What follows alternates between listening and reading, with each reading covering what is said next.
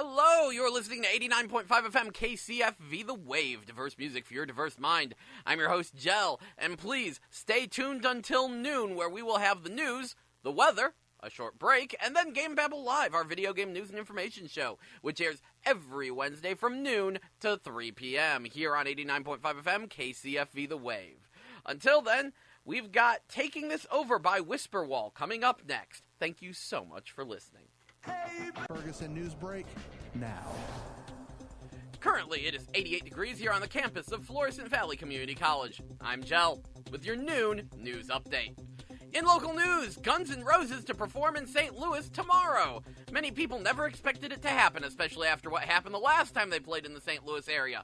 Guns N' Roses is scheduled to perform at the Dome at America's Center tomorrow night. It will be the first time the band has performed in the St. Louis area since the infamous Riverport riot in 1991. Dozens of people were injured in the riot that was started when lead singer Axl Rose attacked a fan and ended the show early.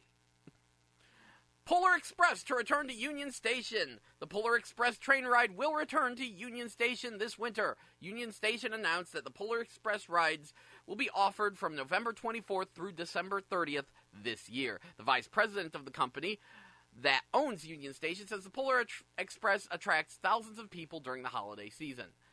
And Adam Wainwright placed on disabled list. Adam Wainwright is on the 10-day disabled list. The Cardinals' star pitcher has been dealing with some tightness in the middle of his back. This is the first time Waino has been placed on the disabled list since his 2015 Achilles injury. In national news, President Trump is prohibiting transgender people from serving in the U.S. military. President Trump made the announcement today in a series of tweets attributing the decision to what he called a burden of medical costs. He said the U.S. military must be, quote, focused on the decisive and overwhelming victory. The president also has some combative words for Attorney General Jeff Sessions. President Trump took to Twitter, of course, this morning, asking why Sessions has not taken action to replace acting FBI Director Andrew McCabe. Trump said McCabe is a friend of fired FBI Chief James Comey. He then said as Comey was in charge of the investigation into Hillary Clinton's emails, McCabe got, quote, big dollars for his wife's political run from Hillary Clinton.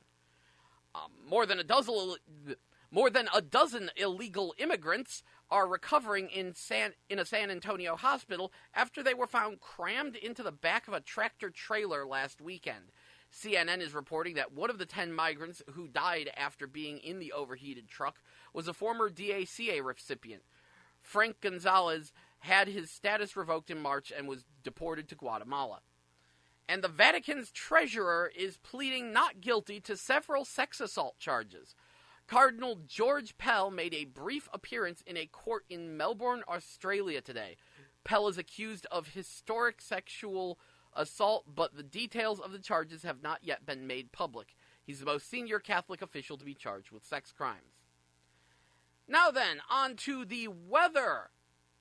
In the 5-day weather forecast, today it is partly cloudy, high of 99, low of 78. Tomorrow, though, we're looking at a thunderstorm with a high of 88 and a low of 72. That should cool us off at least a little bit because Friday we have a nice cool high of 86 and a low of 64, which actually would be nice. Pretty much the same thing with Saturday. High of 86, low of 64. Going to be partly cloudy, mostly sunny both days. So it'll be cooler-ish, for summer in Missouri. It's cool, kind of. And then Sunday, it will have a high of 87, low of 66, pretty much staying. And then Monday, we're back to 90 degrees, but a low of 68. And then Tuesday, 93, low of 71. And it'll be so sunny on Monday and Tuesday. Wednesday, it's going to start getting a little cloudy again, though, with a high of 94 and a low of 72. So, that about concludes our news and weather. Thank you very much for listening, and please stay tuned because we're going to take a quick break. And then when we get back, we will begin GameBabble Live, your video game news and information show, which airs every Wednesday from noon to 3 p.m. So please stay tuned to 89.5 FM KCFV The Wave. Diverse music for your diverse mind. I'm your host, Jell. Up next is White Shadow by Exit 714. Please enjoy, and I'll see you after the song. Thank you so much for listening. Hello, you are listening to 89.5 FM KCFV The Wave. Diverse music for your diverse mind. I'm your host, Jell, and this is GameBabble Live, your video game news and information show which airs every Wednesday from noon to 3 p.m. I am your host, Jell, and it's time to kick it off with, of course, what games came out this week, what's coming out next week, and then the Anime in Theaters report, which we've actually got an anime today that snuck up on me. It'll be in theaters at 7 p.m., The Ancient Magus' Bride. We'll talk about that in a minute. But first of all, let's talk about the games released. This week on PlayStation 4, we got A Healer Only Lives Twice, Active Soccer 2 DX, Aven Colony, Circuit Breakers, Fortnite, which is apparently free, and I don't know, it looks kind of interesting, Heroes of the Seven Seas, which we'll talk about in greater detail, that's actually a PlayStation VR game, Infinite Mini Golf, which has a PlayStation VR mode, Lego World's Classic Space, I thought that already released, I guess it got delayed, Lost Grimoires, Stolen Kingdom, Mafia 3, Sign of the Times, which is probably a DLC thing. Neo, Defiant Honor, which I can safely tell you is a DLC thing. Very nice. Pressure Overdrive. Pyre, Smashbox Arena, which is a PlayStation VR game we'll talk about in a minute. Super Cloud Built. And Tiny Tracks, which is a PlayStation VR game we'll talk about in a minute. And then today, Theseus, which is a PlayStation VR game we'll talk about in a minute. There's a running theme this episode.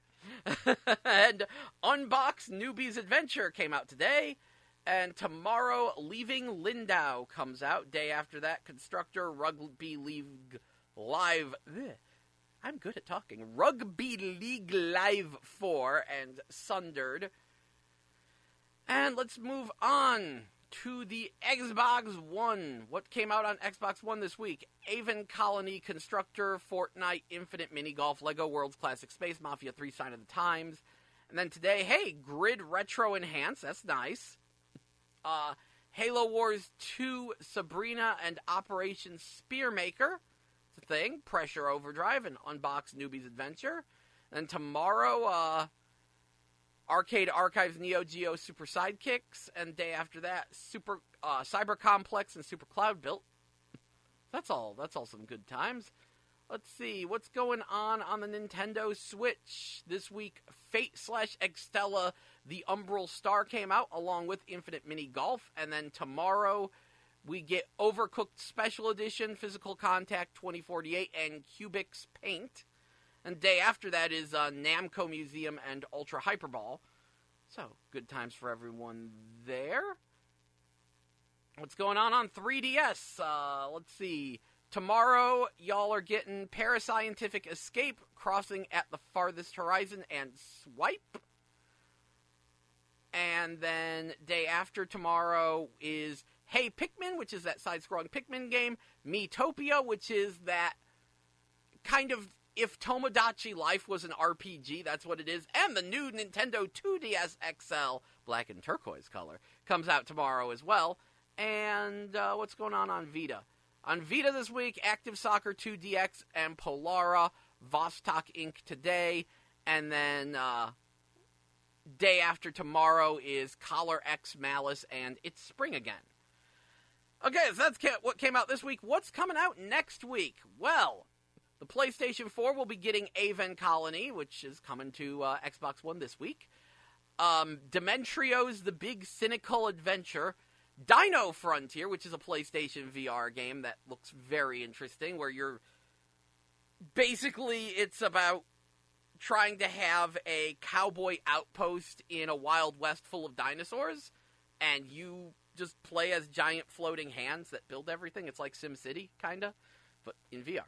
Looks kind of neat. Patapon Remastered, Shadow Tactics, Blades of the Shogun, and The Long Dark. And then later on in the week, Lawbreakers Collector's Edition, and the Sexy Brutale Full House Edition will be coming out. And then, let's see, Xbox One next week is Aven Colony again. Is it getting delayed or not? What's the deal with this Aven Colony? Shadow Tactics, Blades of the Shogun, Dementrio's The Big Cynical Adventure. Oh, hey, Tacoma comes out on Xbox One. That's a thing. Also, Race Arcade and The Way will be hitting Xbox One next week. Nintendo Switch, what you got for us? You've got Blaster Master Zero EX character Shovel Knight. Yay! So, If you want to play a Shovel Knight in Blaster Master Zero, he will be coming next week on the 3rd. 3DS, anything next week? Yeah, Shovel Knight again. Okay, good. We good. And then let's check the Vita. Nothing on Vita next week. So that covers our games this week, games next week. Time for anime in theaters, which, wow, this list has been getting kind of bigger. First of all, today, 7 p.m., pretty much everywhere. It'll be at the Mills. It'll be at St. Charles 18. The Ancient Magus's Bride will be in theaters. I think it's The Ancient Magus's Bride Part 1. Apparently it's based on a manga series. It's the Crunchyroll anime movie night for this season, which snuck up on me. Even though I go to Crunchyroll a lot, they did not advertise this particularly well, I don't think. Also, the Crunchyroll original production, Children of Ether, will be previewed before the show. Like, I guess they'll do, like, an episode of that, and then The Ancient Magus's Bride will air. So that sounds super cool. I'd love to go to that, but I'm not sure. I might wind up being busy, but hey, that's a thing that's happening. Also, moving on to August, where we have at least 3 anime coming out. First of all, In This Corner of the World will be August 11th.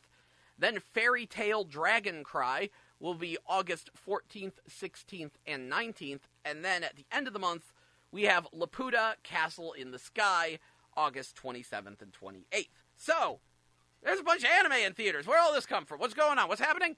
I'm confused. Whew, so, all sorts of good times. Also, we've got Missouri Gamescom coming up, which we will talk about a little bit more in depth after the break. But speaking of the break, I think it's time for that just about now. So coming up next, we have Namely by Old Souls Revival. And when we get back, we'll start talking about video game news announcements, including something that makes me very happy on the Nintendo Switch. So please, stay tuned to 89.5 FM KCFV The Wave, diverse music for your diverse mind. And we'll be right back with GameBabble Live after Namely by Old Souls Revival. Thank you so much for listening. Hello, you are listening to 89.5 FM KCFV The Wave, diverse music for your diverse mind. I'm your host, Jell, and this is GameBabble Live, your video game news and information show, which airs every Wednesday from noon to 3 p.m. So, time for video game news, and the most important announcement you could possibly imagine has been announced for the Nintendo Switch. Penguin-Kun Wars is coming back as Penguin-Kun Gira Wars! Yes! Okay, I'm gonna need to explain that one, because I was literally just thinking about how much I wanted a new Penguin-Kun Wars, and then they announced one. So what the crap is Penguin-Kun Wars? Well, it is an old game, apparently from 1985, so it's as old as me, that was released in arcades, and it got a port on, like, NES, MSX, and Game Boy. Only the Game Boy one came to America as Penguin Wars, and to Europe as King of the Zoo. The game is sort of a weird dodgeball-like game. Basically, you play as an animal, and there's 5 balls on your side of the table, 5 balls on your opponent's side of the table. And the goal is to either get all 10 balls to your opponent's side of the table, or have the least balls on your side of the table when time runs out. That said, when you throw these balls, you get to aim them. And if you can smack the opponent in the face, it knocks them out, thus stunning them and allowing you to start chucking balls like crazy. It sounds very simple, and it is very simple. It's an arcade game from 1985. But it is incredibly fun because it's so fast-paced. I mean, again, we're essentially playing some kind of weird version of dodgeball where you want to keep the balls off your side of the stage. There's 10 balls all flying around at once, bouncing into one another. It gets crazy chaotic. I basically read an article about it, probably more than 10 years ago, and, I played it on some emulators, which isn't necessarily legal, but you try to find a copy of the Game Boy game. And I was like, this is amazing. I love this game.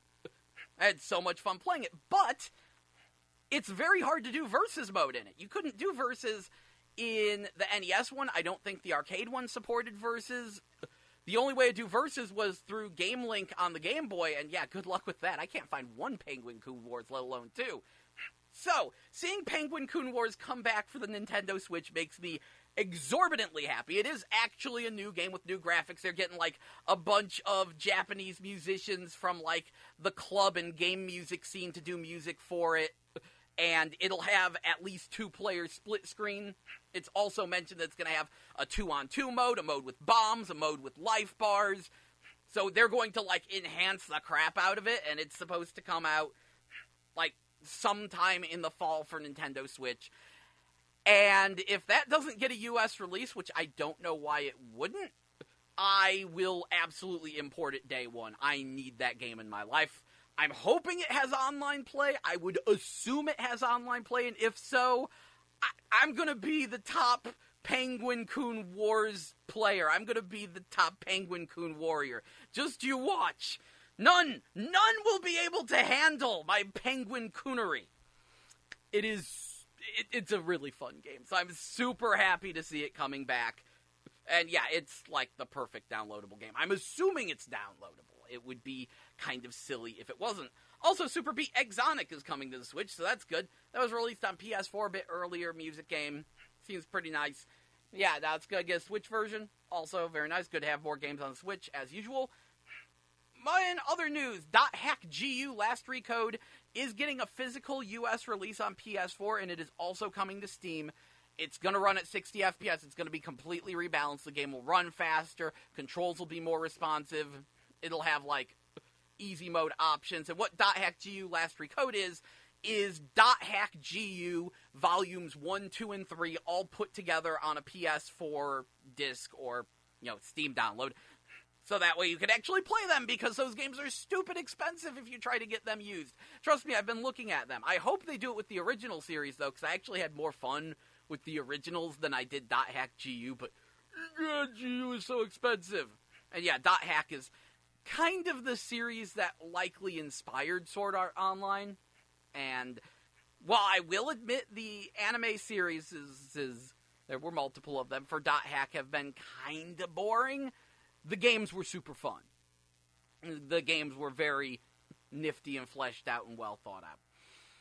Moving right along, Stormy Ascent has been released as free DLC for Crash N. Trilogy. It looks like it might be a limited time thing, because it does have a price tag on it, but it's free for right now.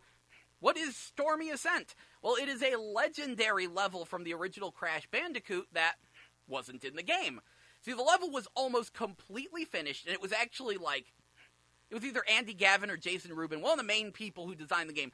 It was their favorite level, but they cut it because the level was just too freaking hard.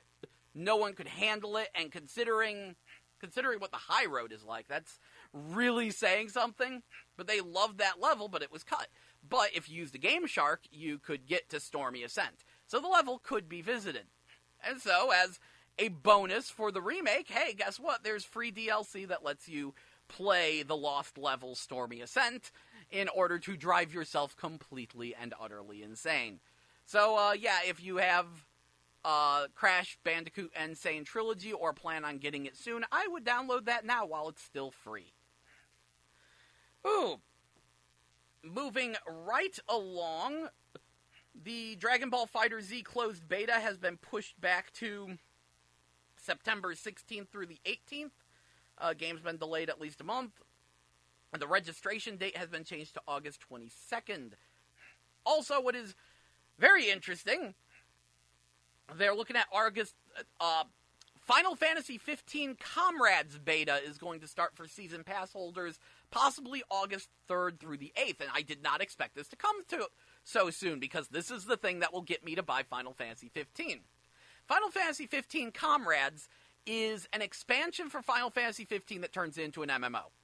You get to make your own custom characters, team up with friends online, and run around the world fighting monsters and leveling up and collecting things and stuff. And that makes me very happy, because I rented 15. It was alright. It was kind of relaxing. In a lot of ways, I felt that it was like a crap version of Final Fantasy 12, which is out, and I've been streaming and playing that and loving that. But I was really just not a fan of the characters. So, the ability to make my own character, might make me care about that game. that, compounded with the bro venture that is Final Fantasy 15, maybe I'll give it a spin now. I actually kind of look forward to that, because there were elements I liked, I just couldn't get into it, because I didn't like the characters. You know what's really awkward? I like the movie more than the game. What was that thing called? Kingsglaive. Final Fantasy 15 Kingsglaive? I think that was actually better than the actual game in every way. The characters were better and more fleshed out. The plot made more sense. It actually explained the plot.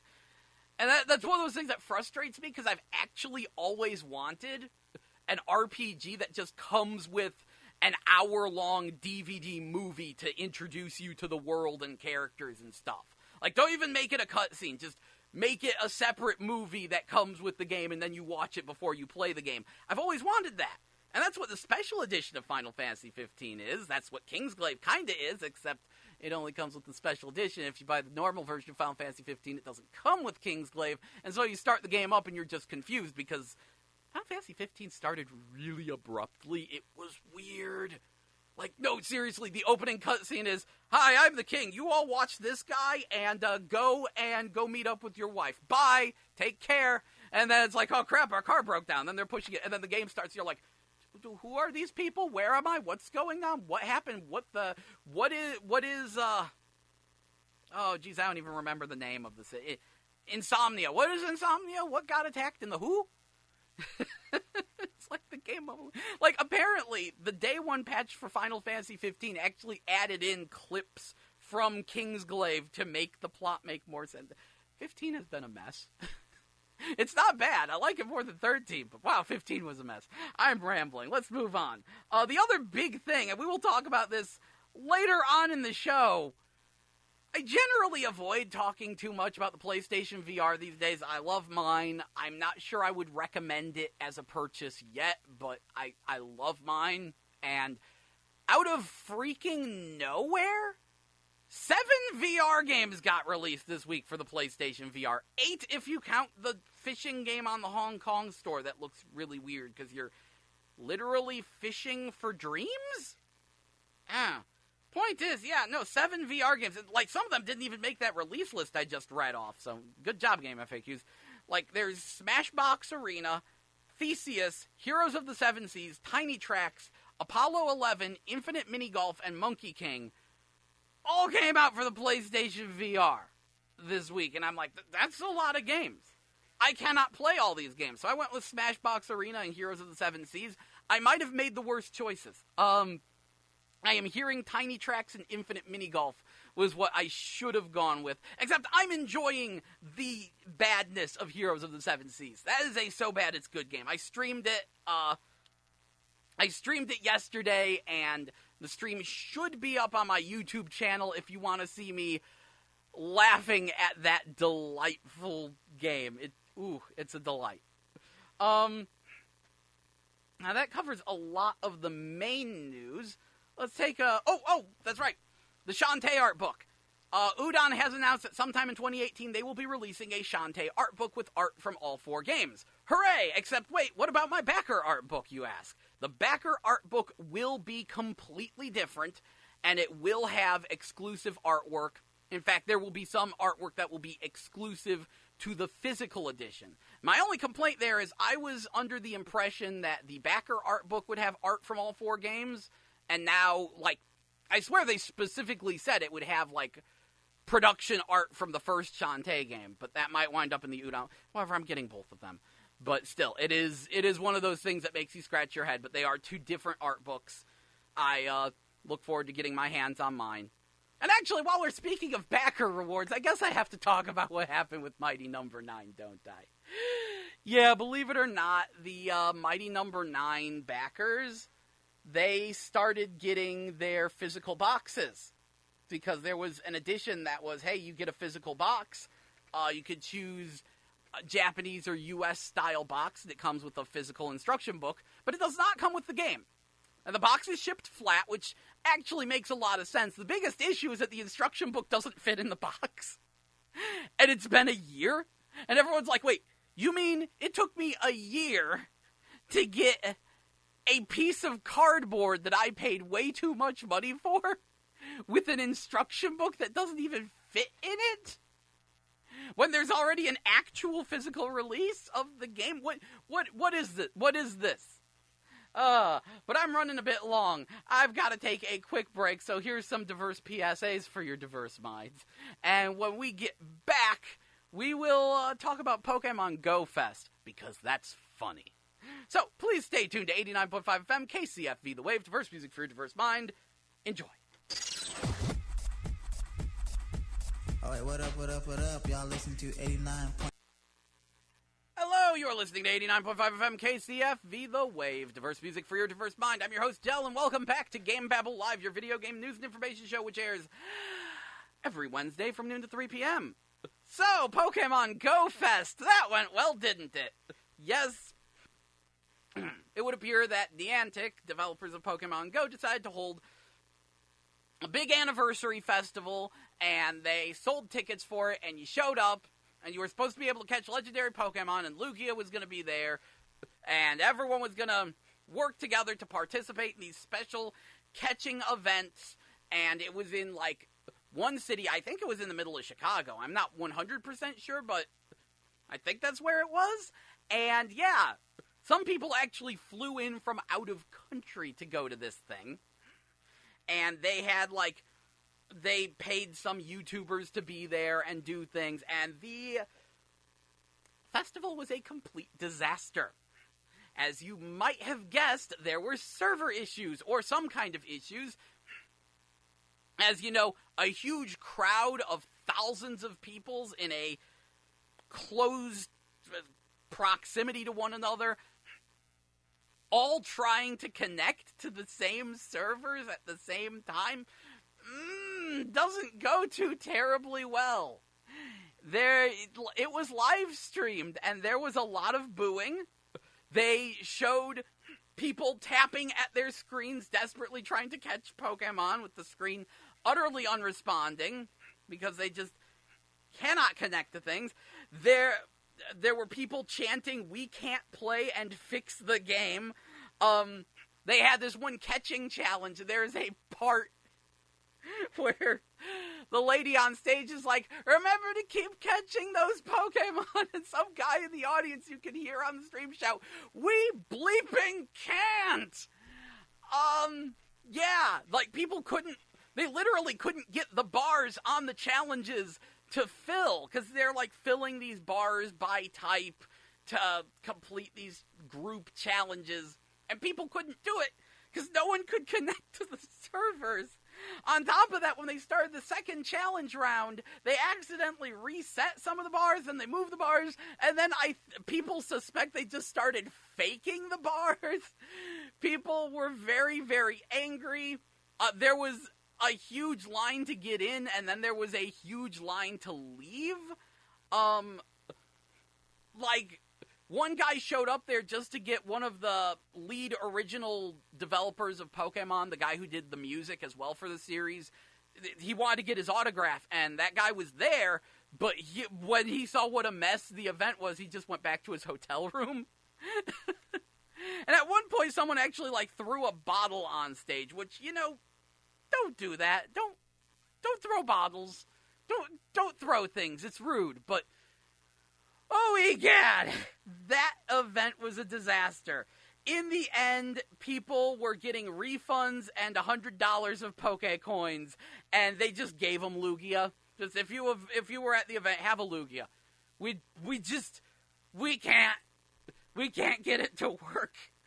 The whole thing was a complete disaster, and I think we're all waiting on the Croby Cat video of it, because egad, that didn't go well at all. That just no. But yeah, there's a lot of videos floating around of how poorly Pokemon Go Fest went. And it really sucks, because you think about the people who went to this event who, paid money to fly out there and get a hotel room and buy the ticket, and, who were super excited, especially the younger ones, and it winds up being just such a disaster. Some people joked about how it was the perfect anniversary for Pokemon Go because, hey, look, nothing but server issues all day. Either way, the event happened, and now the legendary Pokemon are out and about and can apparently be caught, according to a commercial I saw, at least. So look for those legendary birds. If you're playing Pokemon Go, legendary birds are floating around somewhere. There's supposed to be a bunch of updates for the game coming soon, but yeah, that didn't go well at all. But if you are interested in something that will likely be a little more local and a little less disaster, hopefully, I can't say for sure. Apparently, there is a Missouri Game Con. This is their second year doing it, and it will be August 12th through the 13th at the Family Arena in St. Charles, Missouri. I know that I am going to be streaming from there as part of, KCFV 89.5 FM. We'll be roaming around down there trying to stream to our Facebook and get some footage, do some interviews. We'll see how it goes. Hopefully it'll go great. It does not look like it's going to be like a super big crazy event. But there will be some people there, like Al Lowe, the guy behind the Leisure Suit Larry series. He'll be there. Tim McVeigh, which is the guy from the documentary Man vs. Snake, which if you haven't seen it, you should. And someone is bringing their Nintendo PlayStation prototype. So I'm very excited to see that, even though there are no games for it. Someone's got some kind of homebrew thing they can play on it. But yeah, I look forward to seeing the Nintendo PlayStation there. And if you're wondering what the Nintendo PlayStation is, let me give you a bit of information. Way back in the Super Nintendo days, Nintendo was actually thinking of having a CD-ROM drive for their Super Nintendo. And they had initially contracted Sony to make this, and it was going to be called the PlayStation. However, things went awry. They made a deal with Panasonic instead and snubbed Sony super hard, which caused Sony to say, well, screw it, we'll just make a PlayStation ourselves. We'll have our own game console. Screw you, Nintendo. And meanwhile, the Panasonic deal, Nintendo just said, you know what, maybe we don't need a CD-ROM drive for the Super Nintendo. And the Panasonic deal kind of fell through, but Panasonic wound up getting the rights to use Nintendo's characters in some of their games, resulting in the CDI, and of course, Link in the Faces of Evil, and Wand of Gamelon, and Hotel Mario, and Zelda's Adventure. Good. You want to know the saddest thing about those games is? They're some of the better CDI games. The CDI is a complete disaster. Because it was never designed as a game system. The CDI was meant to be a disc format. The idea was, it's CD information, and people could do things like, oh, well, this is a music CD, but if you put it in a CDI, you get the music videos, too. Or, it was mostly for, educational purposes and having digital encyclopedias. That was the main thing they advertised. Hey, it's a digital encyclopedia! Yay! Oh, okay. That's it? And then, of course, the people behind the CDI eventually realized the only thing anyone cared about was games, so they desperately tried to rebrand it more as a game system, but that fell through as well. But so I'm going off on a history tangent there, but that's the reason why the CDI is such a disaster. If you think about it, the way Zelda Wand of Gamelon and Link Faces of Evil are built is actually more like a DVD menu than it is like an actual game. And when you start thinking of it that way, when you start realizing, oh, this was never meant to play games in the first place, all of the CDI makes sense.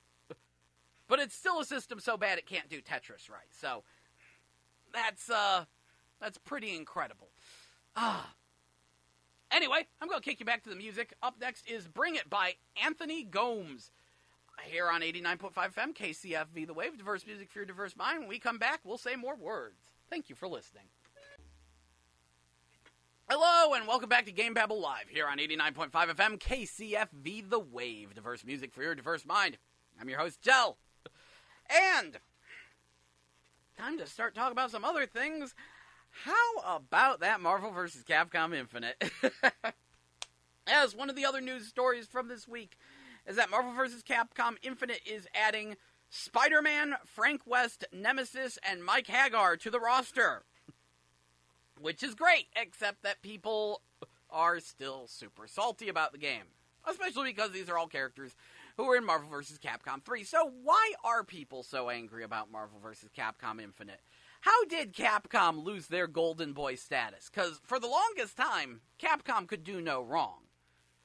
Oh, then Street Fighter Cross Tekken happened, a game that they couldn't possibly screw up, and then Capcom screwed it up. There were so many things wrong with Street Fighter Cross Tekken, when I do believe that is the beginning of people starting to really be negative towards Capcom. Starting, of course, with the gem system, which people looked at and said, yeah, that's not going to be allowed in tournaments, and Capcom said, well, there's no mode to turn it off. And people were like, wait, we can't turn off the gems? So that meant that when you play online, the gem system will always be there, meaning you can't really play by tournament rules. Because yes, in the tournaments, gems have to be turned off. Why? Well, some gems are DLC exclusive, some gems were pre-order exclusive, and some gems were console exclusive. So there was no way they could actually hold a Street Fighter Cross Tekken tournament with a gem system, unless they did like very specific limiting of what gems you could use. And on top of that, the sheer amount of time it would take to make the gem loadouts that you want to use, it's just really dumb. So, the gem system was a bad idea. Then, I remember when Street Fighter Cross Tekken launched, they said, oh, the Vita version will come later, but it'll have all these extra characters. And people were like, wait, what's the deal with them? Oh, they'll be coming as DLC. Oh, wait, they're already on the disc. So people got very angry about that. Then there was also the fact that the Xbox 360 release of Street Fighter Cross Tekken got completely screwed over, lacking the two-player local versus the internet mode, which is entirely possible on the 360. I know Dead or Alive 4 did it along with Mortal Kombat 9, but Capcom said, no, it's not possible on 360. On top of the fact that the 360 got screwed out of a bunch of exclusive characters. There was no advantage of playing the 360 version, and back then, that mattered because a lot of people were playing on 360, and yet, yeah, the 360 version was arbitrarily garbage thanks to Capcom, and that wound up pissing people off even more. On top of that, there was no option to turn off the timer in Street Fighter Cross Tekken, causing its first EVO showing to be a gigantic embarrassment because everyone won by timeout.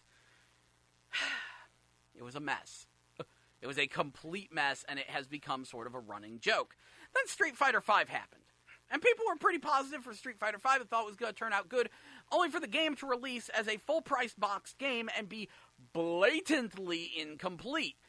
I mean, it had pretty much no single-player other than a survival mode. No arcade mode, no real story mode. It was flagrantly rushed. I mean, it was a lot like how Killer Instinct launched, except Killer Instinct on the Xbox One was a free download, and then you paid per character or bought season passes. And if Street Fighter V did that, people wouldn't have been so angry. But it was the fact that Street Fighter V launched as a boxed, full-price release, sorely lacking content, and then they had to wait for content to be released, and then Capcom's releasing all this other DLC, and they're dragging their feet on certain DLC, like we're only now getting some of the classic costumes, on top of the fact that the character models in the game look pretty terrible, especially the faces. Like, people have been complaining about Ken's face all day. Street Fighter V had a lot of problems. A lot of the character redesigns were just astonishingly stupid. I keep forgetting about Akuma Matata. Freaking Akuma's redesign was really dumb. They gave him a classic costume and everyone uses it because the Street Fighter V design for Akuma is the most laughable thing in the universe. So, it has just... People love to make fun of Street Fighter V. And, yeah, they don't really like it. Marvel vs. Capcom Infinite was the next thing to go down like that. Because Capcom announced it, and people were super happy. Oh, wow, there's Mega Man X. Oh, wow, there's Ms. Marvel. Wow, new Marvel vs. Capcom game. Oh, it's only going to be 2-on-2? That's okay. That might be more balanced and more focused. Oh, it doesn't look like quite as cool as Marvel vs. Capcom 3? That's okay. We can deal with it. Oh, no X-Men? Well, that's a disappointment. And then the character roster gets leaked, and there's, like, barely any new characters. Like, it's all just people being copy-pasted over from Marvel vs. Capcom 3. There's only, 4, 5, 6 new characters, something like that. And the roster is really small. And I remember when Marvel vs. Capcom 3 came out, and everyone complained because the roster wasn't as big as Marvel vs. Capcom 2. Yo, how dare they? Even though Marvel vs. Capcom 2 just recycled a bunch of data. Still, they were like, why isn't this roster bigger? But now Marvel vs. Capcom Infinite, the roster is not only small, but it's heavily recycled, and it kind of looks worse. And now the big question is, why would you play Marvel vs. Capcom Infinite over Marvel vs. Capcom 3? What's the reason? Capcom, and that's where a lot of people are getting caught up. People love to make fun of the fact that Dragon Ball FighterZ looks like Marvel vs. Capcom, except better. And a lot of people are like, oh yeah, Dragon Ball FighterZ is going to beat Marvel vs. Capcom Infinite. And one of my friends was like, well, why does it have to be one or the other? Why can't we enjoy both? And I completely agree. And everyone, I guarantee you, everyone who says this wants to enjoy both. But Marvel vs. Capcom Infinite has been very much displeasing people with its small roster, the number of recycled characters, the disappointing graphics, the complete lack of X-Men, the embarrassing PR where they tried to say no X-Men allowed without saying no X-Men allowed, which just wound up backfiring. You know, the one where they said characters are just functions?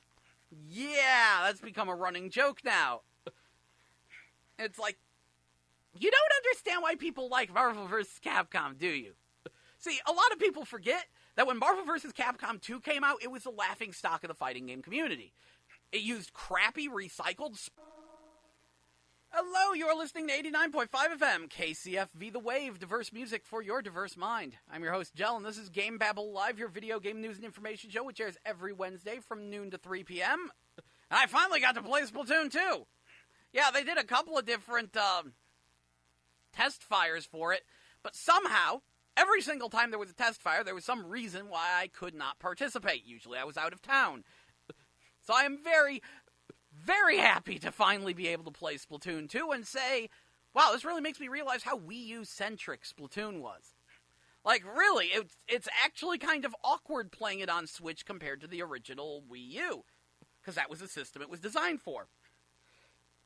If I had one major complaint with Splatoon 2's transition from Wii U to the Switch, it would be the lack of a map screen. Because on the Switch, you could look down and you would see a map. But that's gone. And, well, I've mentioned a couple times, I'm actually working on a video explaining this in detail, but Splatoon is really Pac-Man. More accurately, it's Crush Roller / Make Tracks, but that's a Pac-Man clone. It's a Pac-Man clone where you play a paintbrush that tries to paint an entire maze. Now you see how it parallels. Really, the more you look at Splatoon, the more you realize it's this weird 3D projectile-based 4-on-4 competitive online version of Pac-Man. But it's Pac-Man. And in Pac-Man, it's nice to see the whole maze, you know? And especially in Splatoon, because then you can see, you know, what hasn't been painted, where the enemy's encroaching on your turf. You can press X to bring up a map, but I would kind of like an on-screen real-time map. That'd be really good. Obviously, that's one of the other changes is the, in the original Splatoon, at any time, you could, like, launch yourself to the position of one of your teammates. You just did that by poking the touchscreen. Well, now you gotta press X to bring up the map screen, point at where you want to be launched to, and then launch yourself there. So that's a bit of a downer. But the biggest change with Splatoon 2 is actually just how horribly supers have been nerfed. This really really sticks out to me because I actually stuck with the starting weapon in that game. Splattershot Jr. was a great weapon because, yeah, it had a really high rate of fire, and though it had low range, it just sprayed everywhere. So it was really good for just covering the ground in ink, which is the goal, and its super move was invincibility. Well, you still start with the Splattershot Jr., only instead of invincibility, you have ink armor. What's the difference? Well, the invincibility was instantaneous, and it gave you 3 seconds of pure invincibility. Now, you have a move that has 3 seconds of startup, and though it gives everyone around you ink armor, all ink armor does is let you take an extra shot or two, which, from a rapid-fire weapon, doesn't amount to a whole lot of anything. It's like, well, that sucked. Obviously, the ink strike is gone, which was where you launched a missile and used the touchscreen to aim it. Now you have this homing missile thing, but it can't be used anywhere near as strategically.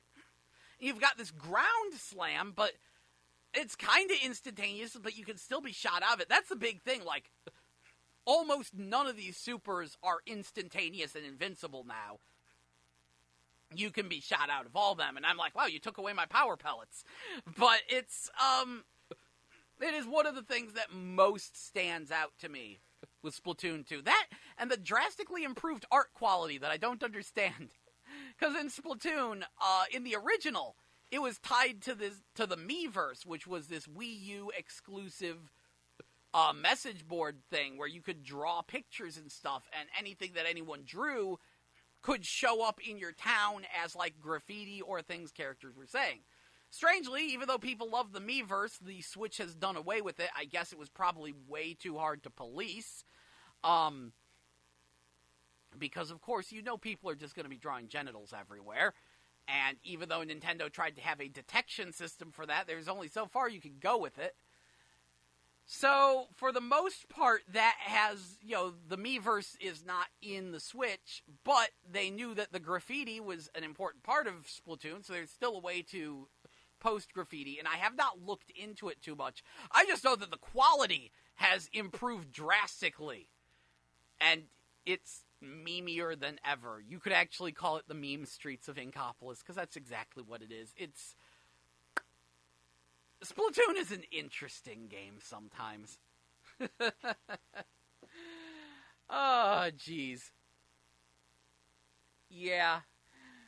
So, I'm going to take another quick break. Up next is Fight Song by Rachel Platten here on 89.5 FM KCFV The Wave, diverse music for your diverse mind. And after this break, we'll get back to talking about Splatoon 2 and maybe some other things. Maybe we'll start talking about the VR-mageddon. Anyway, please enjoy, and thank you so much for listening. Hello, you're listening to 89.5 FM KCFV The Wave, diverse music for your diverse mind. I'm your host, Jel. And that was Numb by Rumi, which, yes, does end that abruptly. Anyway, this is GameBabble Live, your video game news and information show, which airs every Wednesday from noon to 3 p.m. Before the break, we were talking about Splatoon 2, and how it really makes me realize how Wii U-centric Splatoon was. How it's kind of awkward taking that game and trying to rip it away from the Wii U. And the thing that really makes it sad is that, there's really going to be no way to truly enjoy the Wii U version of the game anymore pretty soon. People are going to stop playing it, the servers are going to go down, and the game's going to become useless. Because it barely has an offline mode, and there's no real way to play the multiplayer. You're not going to be able to get the experience, and Splatoon was just such a Wii U game. It was the Wii U game, so it is kind of sad, and there is just this weird, even though Splatoon 2 is really good, because it is still Splatoon, and it's still fun, there's just this weird sense of it just, feeling like them trying to get the Switch to imitate the Wii U, and it's not quite working. Also, weirdly, the game, I don't think, is as bright and looks lower resolution than the Wii U game. Maybe that's because of the bump mapping or something. I don't know. I'm still a little on the fence on Splatoon 2. I'm glad it has greater customization options, though. And the game still plays just fine. And they've also made the splatter shot less garbage. See, here was the thing. The original Splatoon had a huge trap right at the beginning of the game, and so many people fell for it. Your starting weapon, Splattershot Junior. First new weapon you can get, regular Splattershot. Everyone traded up, quote-unquote, to the regular Splattershot, except the regular Splattershot is garbage, and the Splattershot Junior, your starting weapon, is one of the best weapons in the game. Why is Splattershot garbage? Well, the difference between the two is that Splattershot Junior has high rate of fire, low range. The Splattershot flips that. It has high range, low rate of fire. Thing is, with that high range, remember, the goal is to cover as much of the floor in your color ink as possible. And with that higher range, it shoots past you. It goes too far. And so the floor in front of you remains dry. So a lot of people would then aim down to splat the floor in front of them, not only preventing them from seeing the enemies coming at them, but making the whole added range useless, meaning the only thing that matters is the rate of fire, which is half of what the Splattershot Junior is, and thus it's a worse weapon. Thankfully. I need to double check and see if this is true with the regular Splattershot, but the Tentatech Splattershot is actually what I've been using right now. And it's actually a good weapon.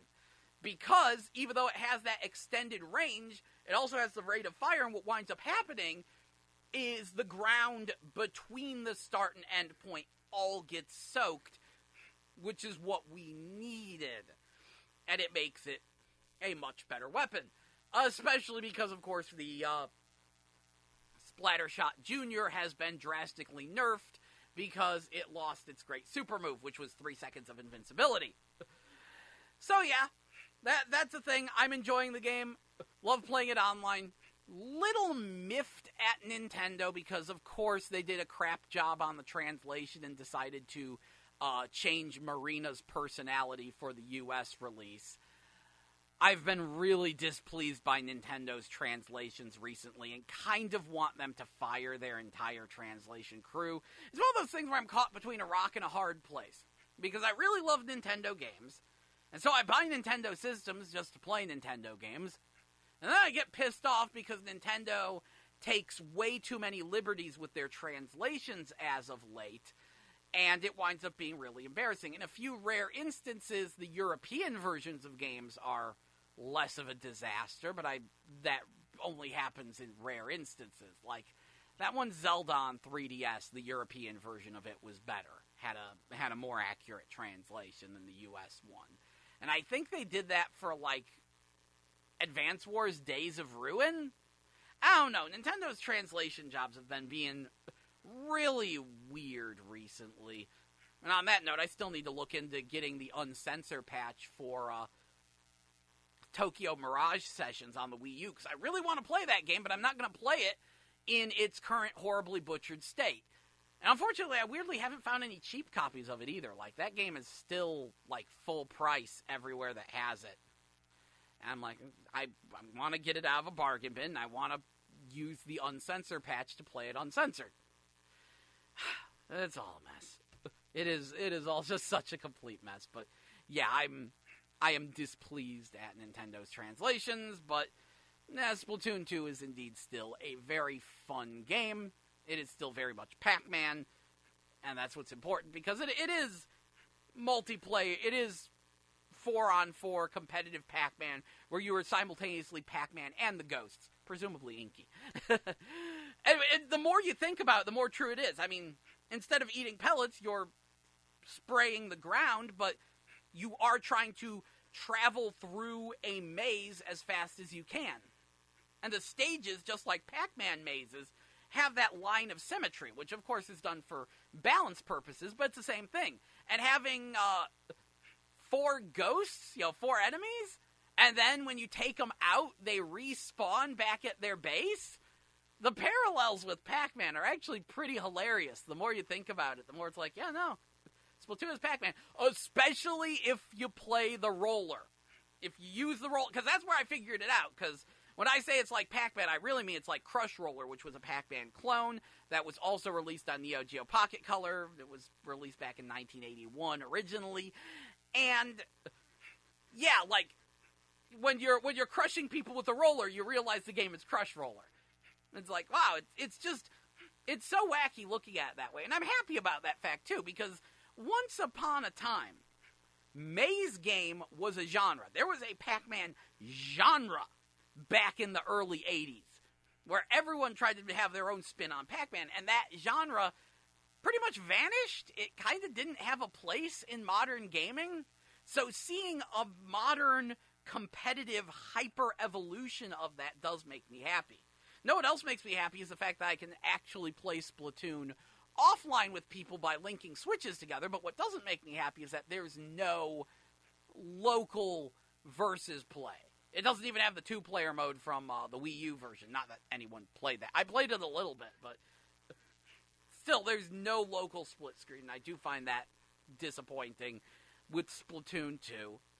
And there's also still no versus bots mode. That's the thing that really annoys me, is that there's no way to play the multiplayer version of the game. There's no way to play Turf War offline. And I really want to play an offline version of Turf War. But I guess Nintendo just hasn't figured out how to do the AI for that or something. It disappoints me. I really wish they'd do that. Anyway, though, that's what I'm thinking about when it comes to Splatoon 2. It's good times. It's good times. So, now that we have discussed that, I guess one thing I'm going to say before we take another break is that Dragon Quest XI will have no voice acting. I know, complete change of topics. I just didn't know where to fit that in there. It's very interesting. If you haven't been following, I've only barely been following, but Dragon Quest XI comes out in Japan at the end of the month. Japan loves their Dragon Quest games. They are the definitive JRPGs. And so much work has been put into Dragon Quest XI. Every time I hear something new about it, I'm like, wow, this is blowing my mind. And we're all assuming it's going to get a US release, but I'm actually kind of iffy on that. Because, like, the last couple Dragon Quest games, Nintendo has been publishing them because Square Enix has given up on the series in the States. And Dragon Quest XI is on 3DS and PS4, and there's a Switch version in the works. So it is a question, will they bite the bullet and release both versions in America? Will they only release one version? Will we even get the PS4 version? Maybe they'll wait until the Switch version comes out and then Nintendo handles the publishing of the Switch and 3DS versions. Like, it's all so up in the air right now. And actually, I don't look forward to Nintendo handling it because due to the nature of one of the characters, I literally don't know if anyone will translate this game with even the slightest bit of accuracy. One of the characters is very interesting in that regard, and knowing Nintendo's recent proclivities, I think that there's a very high chance of them ruining the game, and there's an equally high chance of Square Enix ruining the game, and it's kind of sad. I don't see Dragon Quest XI making it to America intact. But one thing I will say about it is that it is very interesting, the amount of just effort and work and friggin' features and the gorgeous graphics on the PS4 one, and the fact that the 3DS one displays both in 3D and with a 16-bit pixel art version on the bottom screen.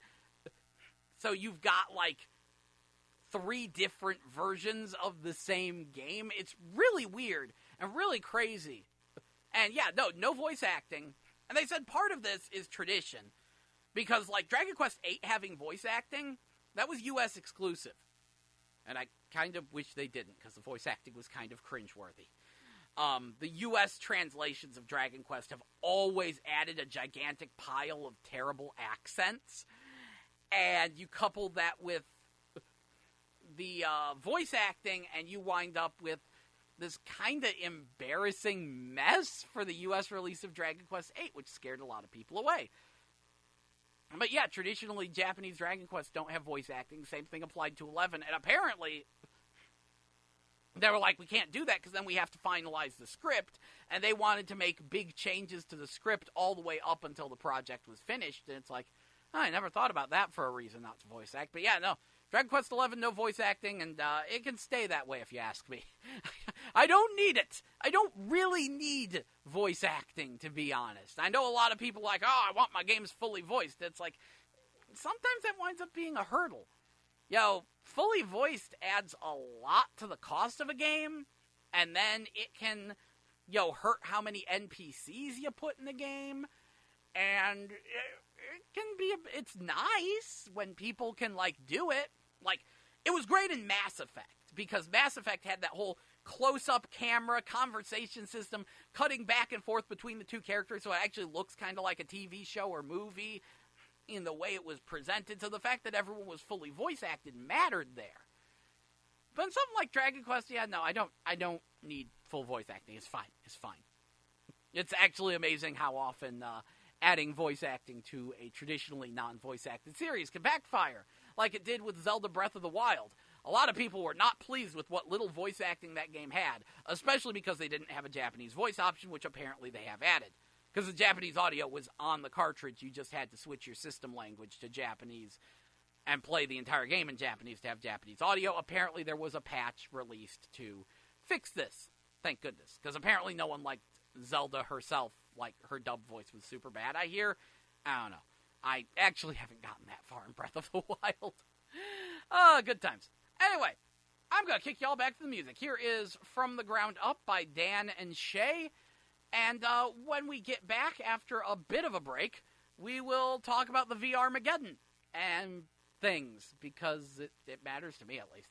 Anyway, From the Ground Up by Dan and Shay. Please enjoy, and thank you so much for listening to 89.5 FM KCFV The Wave. Diverse music for your diverse mind.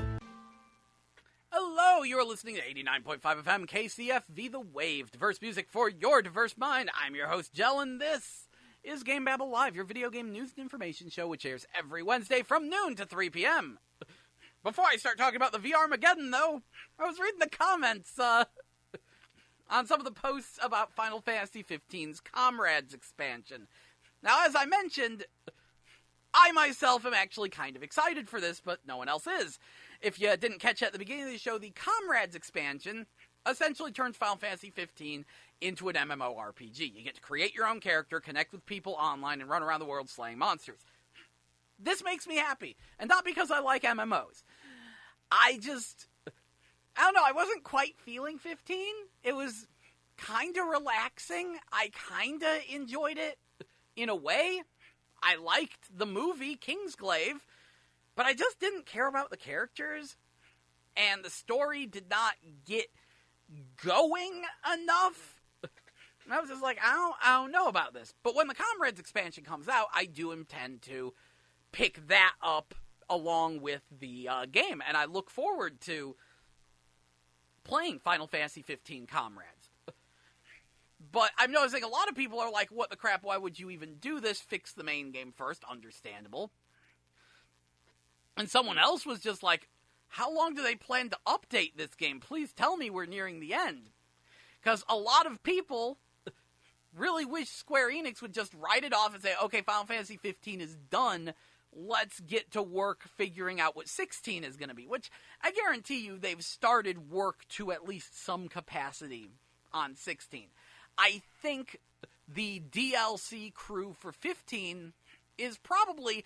Honestly, that's probably why they're doing it. The 15 DLC crew is probably really small. It's probably about the size of, a mobile game team, right? And they're probably thinking, this will get us at least a little bit more value and use out of 15.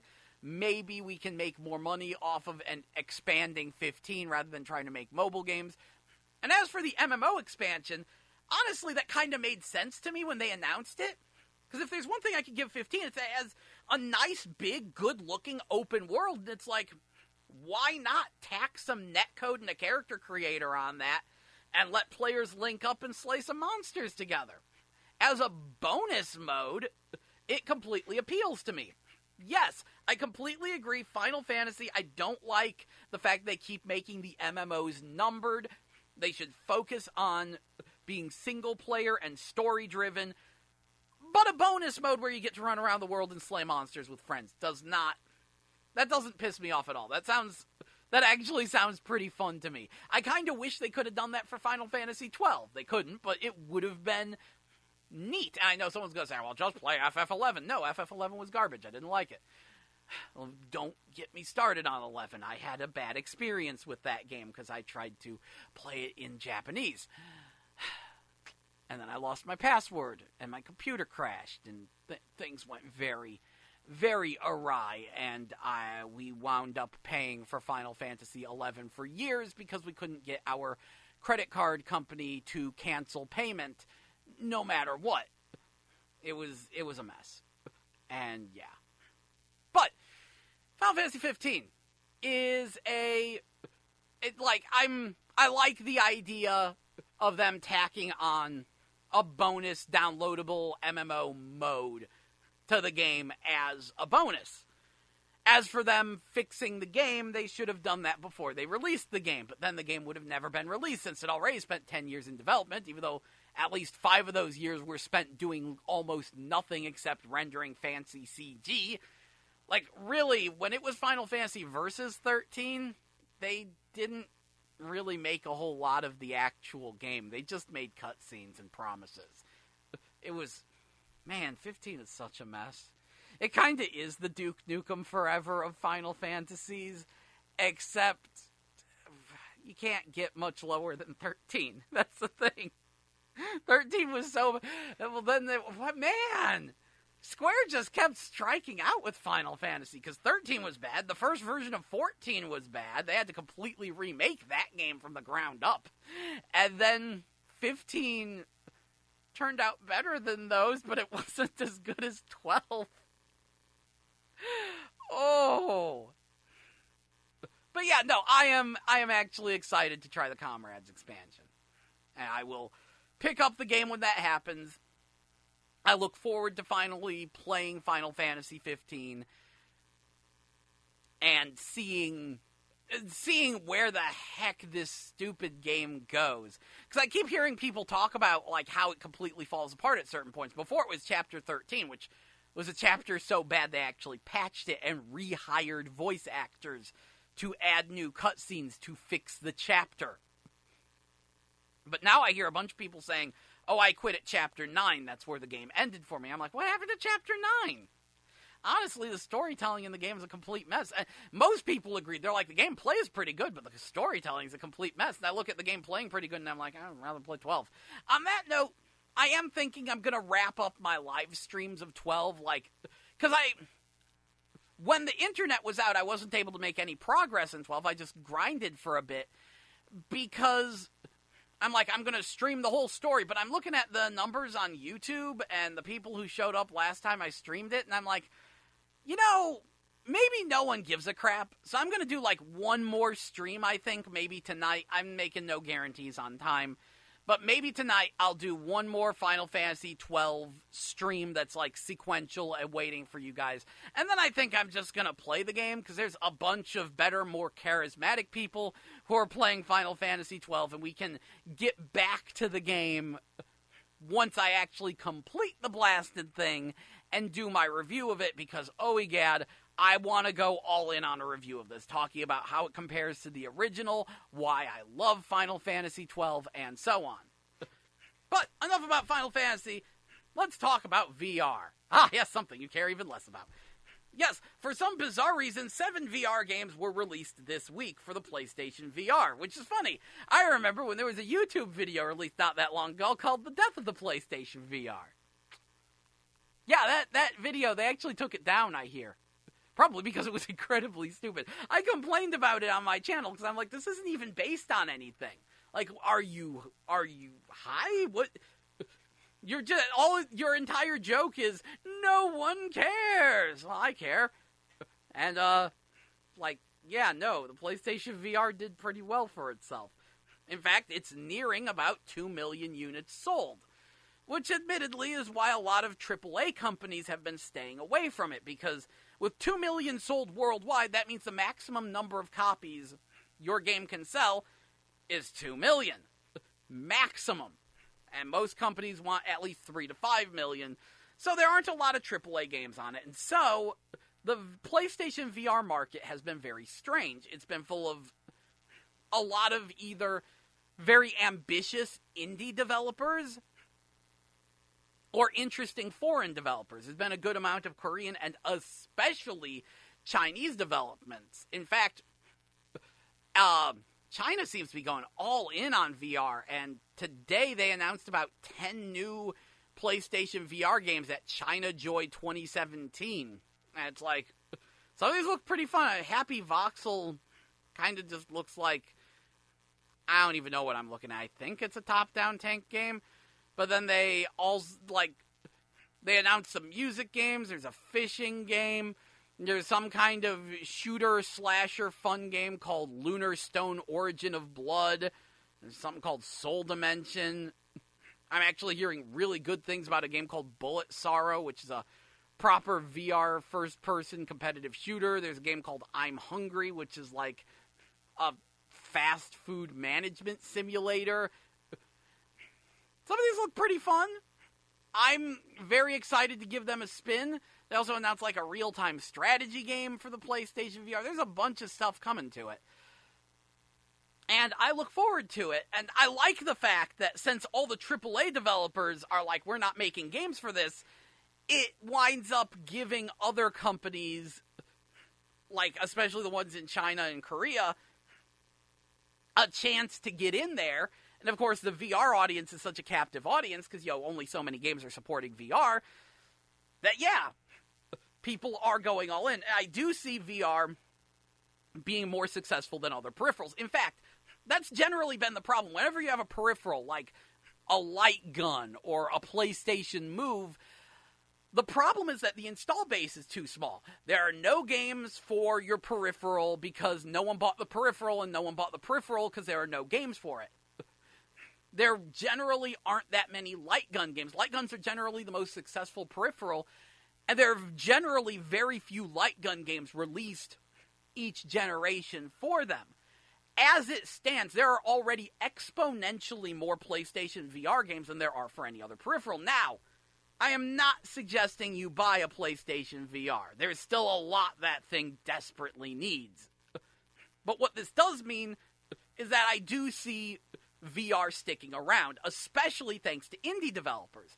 Because some people really fall in love with VR. Some people get addicted to it. I've heard some people say they can't play normal games anymore. They want everything in VR. And I could honestly see the next generation of game consoles having VR support built in. We're already partway there.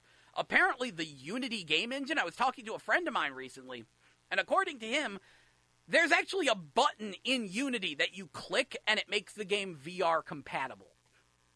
Which explains a couple of the weirder game choices.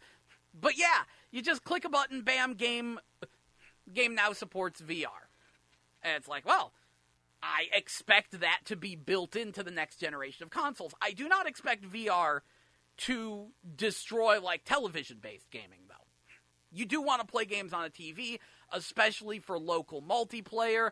No one wants to wear the VR headset all the time, in general, but some people really like it. The effect is difficult to understand unless you've tried it, but it is like an infinite screen TV. Being surrounded by a 3D representation of the game is very, very neat, even when it doesn't really take advantage of the fact that it's in VR.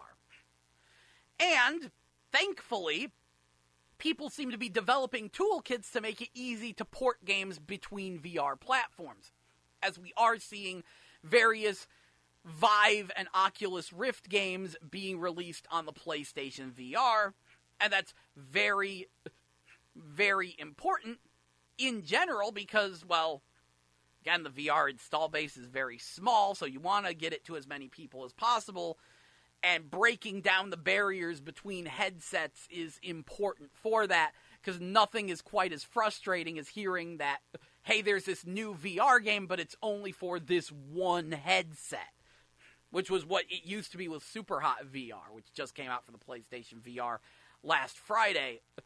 that was supposed to be like an Oculus Rift exclusive game. Now it's on the Vive, and now it's on the PlayStation VR as well, and the game is phenomenal. But that's where we're at. But since this is a peripheral that exists cross-platform, that is so much meatier than other peripherals, and that has serious indie developer fans, I think we're going to start seeing some really interesting developments. But let me get into what the PlayStation VR currently lacks. Right now, there is no competitive PvP first-person shooter on the PlayStation VR that actually uses, like, the Move controllers or the PlayStation Aim to aim with. The only one out right now is a game called World War Tunes, which is thankfully free, but it uses head-based aiming. It uses the head tracking-based aiming. It does not support the Move or the Aim. There are currently no sword or melee combat games. I need to look into the Brookhaven experiments. They might have patched something in. But there's no game where you get into sword duels. There's no game where you punch guys in the face in like a boxing match in PlayStation VR yet. There's a lot of genres like this. There's no dungeon crawlers yet for the PlayStation VR. No proper RPG for the PlayStation VR. And, those are all kind of important things. We're still really early in. A lot of people feel that we are slowly moving into the second generation of VR titles. Because a lot of VR games that were super popular on PC are getting ported to the PlayStation VR. But they're not gaining that same kind of, wow, people aren't loving them the same way they did on PC. Because they came out on PC like a year ago. And now that they're on PlayStation VR, it's like, these feel dated. We have Farpoint. We had rigs at launch. So many of these are like, oh, this was cool because it was something you could play in VR. And now it's like, no, we've got better things. We've moved past this. VR games are definitely starting to grow and solidify. People are getting over some of their fears about game design with VR. And people are really, really working it out, which is fantastic. But, yeah, we're still in those early stages. And I know a lot of people have said, oh, VR isn't good enough yet, I'm gonna wait. Which is good. But that doesn't mean that people should give up on VR. And I say this because of a weird thing I noticed. The VR headsets of over 20 years ago, like the last time we tried VR, when it was all flat shaded,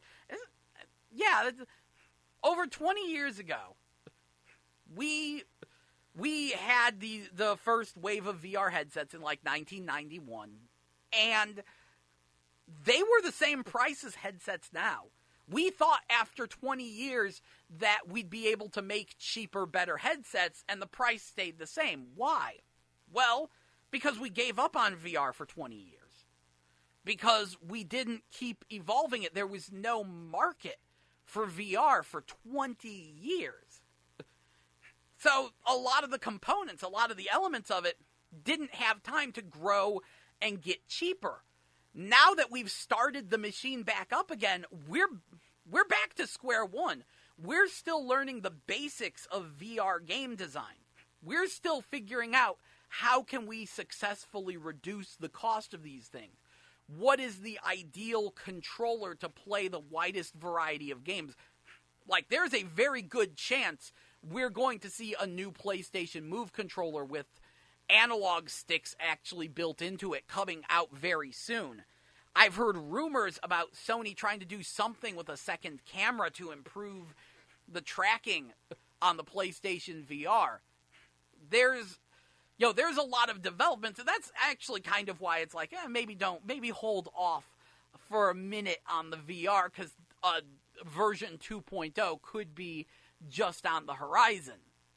But that is the thing to keep in mind. Version 2.0 is on the horizon, and version 2.0 will only be on the horizon if there are those fans like me that are like, I I want to be in at the ground floor. I want to see how this evolves. Because we don't get there by giving up. We will never have the VR of your dreams if we give up now. If we say, oh, not good enough, try again in 20 years, then we'll come back, in space year 2037, and it'll be pretty much the same as what we have now. We gotta keep pushing forward, and I'm glad to see that people are pushing forward. Unfortunately, with this 7 or 8 game release week, I seem to have made the worst choices, as I bought Smashbox Arena and Heroes of the Seven Seas. Smashbox Arena was a very good example of one of these 1.0 first-generation VR games. Because, it was released on PC. It's like a competitive dodgeball-ish game. You've got 2 controllers in your hand, you move by teleporting, and you teleport by actually shooting out a teleporter. So there's a delay in it, which is good, because that means you can't just dodge by teleporting super fast. You actually have to move your body to dodge the dodgeballs. But there's little energy balls flowing around the arena. You pick them up by pulling the trigger on your gun, and then you shoot them at people, and you can actually catch the ones that they shoot at you. And you teleport around the stage, and you use, skip-based turning to turn around and stuff. And, you just throw balls at each other, trying to get one another out, dodging and catching them. My complaint is that when you get hit, my complaints are manyfold. Number one, the price tag is way too high for what it is. And I talked to them about this, because it's like, what the crap? It's cheaper on Steam. Why does the PlayStation VR version cost more? Oh, well, that's the price we kind of launched the original at. And we were trying to find a price that matched the quality of experience you get from this game. No, it doesn't. And that's been a big problem, is that there have been a lot of ridiculously overpriced PlayStation VR games coming out in just the last month or two. Like Arizona Sunshine was another one. That game is beloved on the PC VR market. But on PlayStation VR, we get it, and we're like, really, this is all we get for that price tag? Because we've been getting a lot of better games cheaper. Apparently, the latest patch has fixed it up a good bit, but still, it's one of those things we look at, we go, eh? And same thing with Smashbox Arena. It is way overpriced. It'd be fine if it was a third of the price. But at the current price, I'm just like, this is too rudimentary, this is too basic. It's kind of fun, but it has issues. Like, I hate the fact that there's no music. I hate how loud the sound effects are compared to everything else. The fact that there's no actual proper options menu here. I really, it doesn't have nearly as many avatar options as it leads you to believe. The story mode is cringeworthy because it's really just people saying memes at one another and then a match starts. It's really dumb. But what I really hate is that when you get hit with the ball, you're out and you have to sit the rest of the match out. And I'm like, can we get a mode where when you get knocked out, you respawn back at base? Instead of just, oh, you were taken out, now you gotta sit out the rest of the match. Because that's boring and dumb. And that is, almost the entire reason why I'm so disappointed in this game. I get tagged out, and that's like, oh, now you gotta sit on the sidelines and watch. And I'm like, this is boring to watch. I want to actually play the game. Ugh. So, disappointed in Smashbox Arena, I definitely overspent on that. Heroes of the Seven Seas goes in the exact opposite direction. It has been said to be really terrible. It's a port of a Gear VR game. Everyone was saying it's so bad, and even the people who like it are like, it's good for the price, because it's really, really cheap. I agree. That game is a delightful, so bad it's good. I highly recommend you head over to my YouTube channel. Just search GameBabble. You'll find it on YouTube. It is YouTube. The username is GameBabble Show. And just all one word. Go there. You should be able to find my stream. I play Heroes of the Seven Seas first thing. And it is a delight. Because it is interesting being inside of a bad game. Because it being a Gear VR port, which is strapping a cell phone to your head, that means the graphics aren't that great. It looks like a high-res PS1 game, okay? And most of it, like, is just, like, there's no move support. It's just a lot of head-based movement. And they bill it as being a pirate RPG, but it barely is. Basically, after a ridiculous opening sequence that makes me instantly love the game, you teleport around town talking to people and staring up at the sky as you see their word bubbles physically manifest above their heads, and the terrible voice acting and horrible grammar and spelling errors. The game's from China. And you're like, oh geez. Then you get in a boat and you get into these boat battles, which you do most of your damage by shooting the cannons off to the side of your ship. And then, like, you take out a boat and you board it, and there's, like, a wave-based shooter thing where you aim your head to shoot at some pirates that all come out of the same areas. It's very short, and I kind of wish they'd do another one of those, but it only happened once, and now I have a pirate ship. And if there was any freedom in this game, it would be good, but there's not. So, basically, I just follow the arrow to the next point, shooting at enemy pirate ships, and then I land, talk to people, upgrade my boat. You don't spend money to upgrade your boat. It's just, oh, hey, time to upgrade your boat. Click the upgrades. It's kind of weird that they do it like that. So you walk around town, you talk to people, you laugh at the terrible voice acting and poorly written script. Then you get on your boat and you follow the arrow to the next thing. Still some cool things happen. I got eaten by a kraken and wound up going inside its stomach. And then you get into my favorite part in the game. After being eaten by a kraken, I washed up on an island, and the main character has this artifact called the Wheel of Fate. And I was like, oh man, I've got the Wheel of Fate. And so I wash up on the island, and there's this big stone rock with etched into it are the words, the concept of the Wheel of Fate, and it describes how this thing works. And I'm like, that's not an ancient prophecy. That's a design document you just etched into stone on this island. Especially because it says that after the Wheel of Fate is used, it returns to its prototype form. And I'm like, it literally reads like a piece of the design document got copy-pasted onto a rock. Oh, again, I laugh at all of this in my play of it. I do want to get back to playing this game because I want to know where this goes. I don't know how long this game is. I don't know what they were planning or thinking with this game. I wouldn't call it a good game, but at the price, it's such a lovably bad game that I'm having fun being inside of something this stupid. I am a chemist. And you will understand that when you... Oh, yeah, no, just... You gotta just watch the video. I have a good time with it. I have a very good time with it. Anyway, time for a quick break. Up next is Young and Wild by the Strumbellas here on 89.5 FM KCFV The Wave. Diverse music for your diverse mind. Please enjoy and thank you so much for listening. Hello, you are listening to 89.5 FM KCFV The Wave. Diverse music for your diverse mind. I'm your host, Jel. That was Wishing by DJ Drama featuring Chris Brown and Skimmy. And this is GameBabble Live, your video game news and information show, which airs every Wednesday from noon to 3 p.m., meaning we are coming up on the end of the show. And I would like to remind you about that Missouri Games Con, or MoGameCon. You can go to www.mogamecon.com to find out more about it. It doesn't look like it's going to be a super big convention, but it looks like it could be a super fun convention. Either way, we'll wind up being here, some of the KCFV crew, just hanging out, streaming some things. Who knows what'll happen? I'm going to check out that Nintendo PlayStation, though. Anyway, before the break, I was talking about the fact that 7 VR games came out, and I bought the ones that probably were the least recommended, but I still had fun with Heroes of the Seven Seas. Not because it was good, but because it was delightfully bad. It functioned, at least, okay? Like, the ship-to-ship battles, they worked. It's just, you sit there and you look at this pirate ship going faster than the speedboat, and you go, how do sails do that? Sailboats don't go that fast.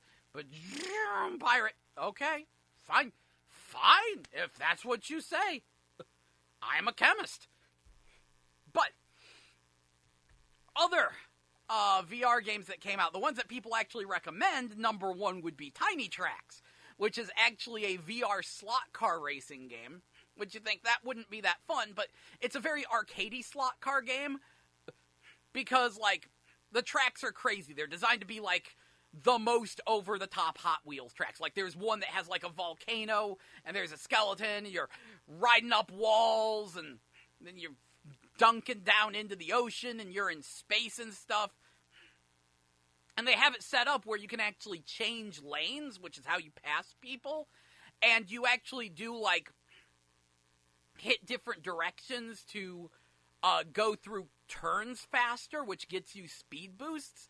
It actually does look like a really fun game. I'm hearing a lot of recommendations from it. I haven't played it myself, but you can check out, like, Without Parole Games. They review every PlayStation VR game, and their review was very positive.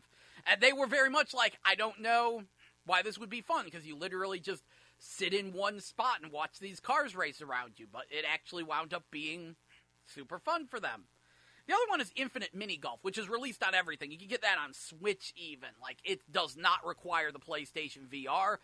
It's more of just a, why not? Like, it is a third-person mini golf game with customizable avatars. You can build your own courses and share them online. I hear the sharing is even cross-platform, which is super cool. And a lot of people are like, I'd rather have that on my Switch, and I totally understand that. But yes, you can get it in PlayStation VR and, look around and, hey, be surrounded by the game. Someone pretty much clicked their VR button in Unity. I don't know if it's made in Unity, but it probably is.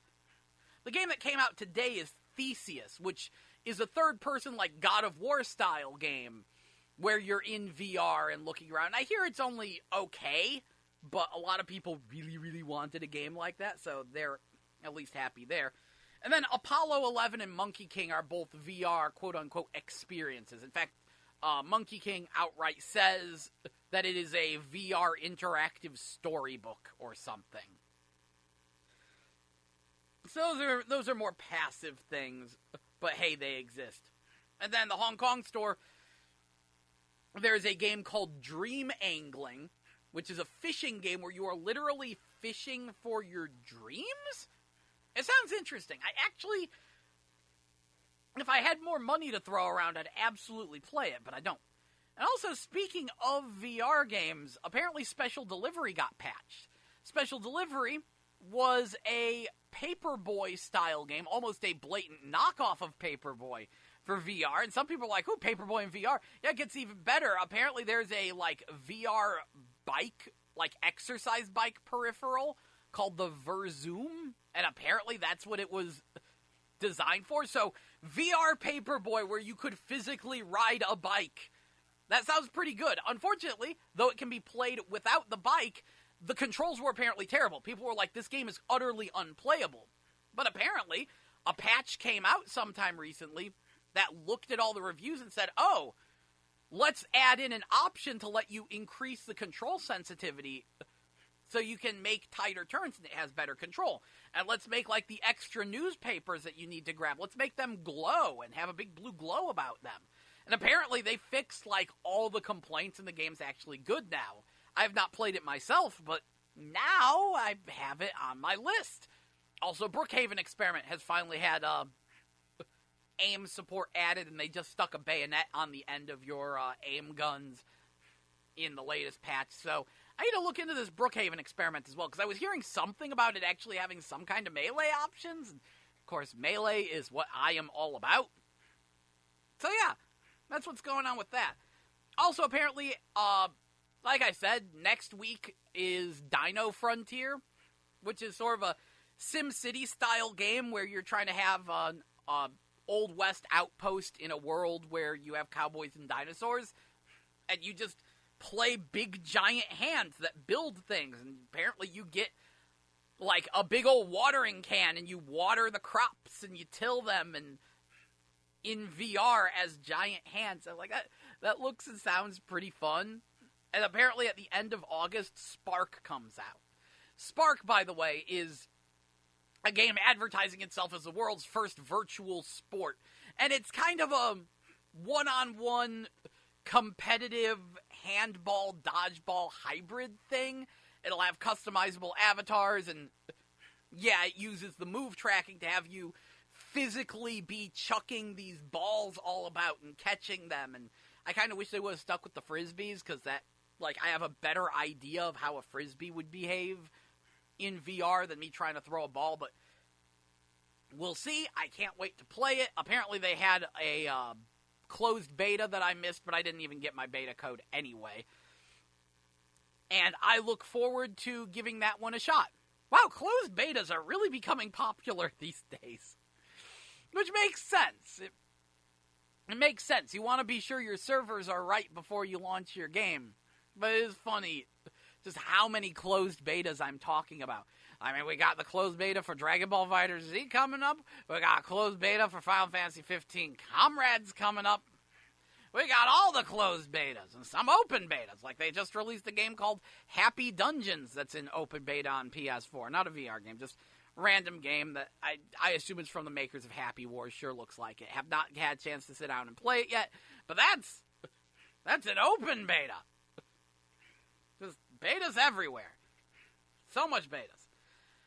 Whew, so okay, that about wraps it up. I mentioned we got there's a bunch more VR games planned from China. Radial G should be hitting the PlayStation VR any minute now. I've been saying since March. If you're unfamiliar, Radial G is apparently like VR F-Zero, and it is available on literally every VR platform, except for the PlayStation VR, which it is coming to. It just hasn't come out yet, and that's driving me nuts, because I really, really want to play Radial G. It looks super fun. I hear it's the fastest VR game, and I want to go fast in VR. Polybius lets me go pretty darn fast, though, but I want to play a VR racing game, especially finding out it has weapons. Like, it's also a little bit Wipeout and Mario Kart-ish. It's like, okay, I get to go fast and blow things up. That's my favorite kind of game. It's the kind of game where I go fast and blow things up. So, that's where we're at. So, yeah, again, August 12th and 13th is going to be Mo Game Con. You can check that out on their website. I don't know when tonight, but tonight I will likely do my last Final Fantasy 12, like, sequential stream. Like, I might stream it again. I will likely stream it again in the future. It's just, I'm probably going to make some story progress without y'all, because no one's watching anyway. And I really want to get further in this game. I want to make some progress. And yeah, apparently I do need to have a Black Mage on my team. So Ash is going to be my Time Mage, Black Mage. Maybe not the best combination, but it'll work. And yeah,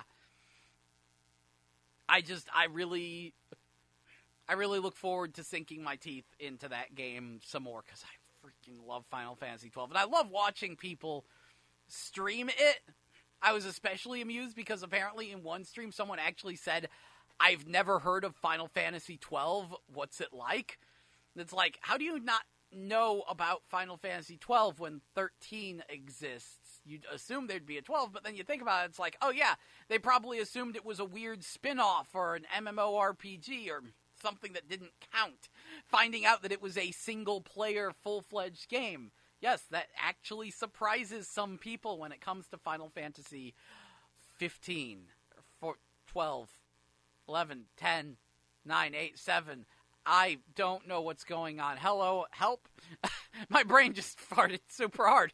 Wow. Okay, Final Fantasy 12 is great. I love it.